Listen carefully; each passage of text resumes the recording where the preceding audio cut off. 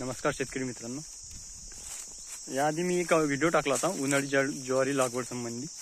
त्यात मी उन्हाळी ज्वारीची लागवड करण्यापूर्वीची जे सर्व माहिती आहे, म्हणजे लागवड कधी करावी, एकरी बियाणे किती, ज्वारीचं खत व्यवस्थापन, पाणी व्यवस्थापन, फवारणी व्यवस्थापन याविषयी सर्व माहिती त्या व्हिडिओत दिली होती।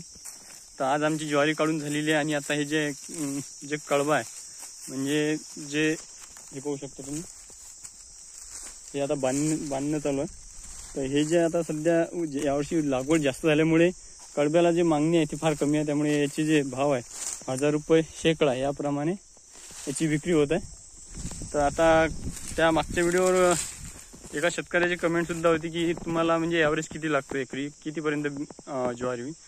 तर यावर्षी जे आमची तर साधारण जरी कमीत कमी हलके जरी जमीन अशी तर एकरी 18 क्विंटल हा ॲव्हरेज लागला आहे।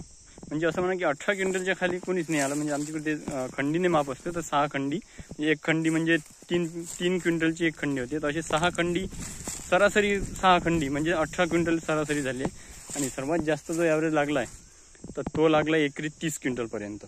आता हे जे शेत आहे आमचं एक एकर शेत आहे, यात आम्हाला झाले 21 क्विंटल ज्वारी झालेली आहे। आणि जो ज्वारीला आता सध्या जो भाव मिळत आहे तो 1800 रुपये, ते चांगलीच जर ज्वारी असेल तर 2200 रुपयापर्यंत। आणि जर ते आमची इकडे आता लेवीमध्ये सुद्धा खरेदी चालू आहे, म्हणजे आता नोंदणी चालू आहे, तर त्यात 3180 रुपये असा भाव आहे।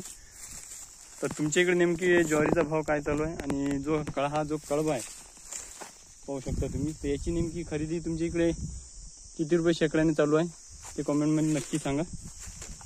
आणि तुम्हाला ज्वारीचं पीक एकरी किती ॲव्हरेज लागलं आहे ते देखील कमेंटमध्ये नक्की सांगा।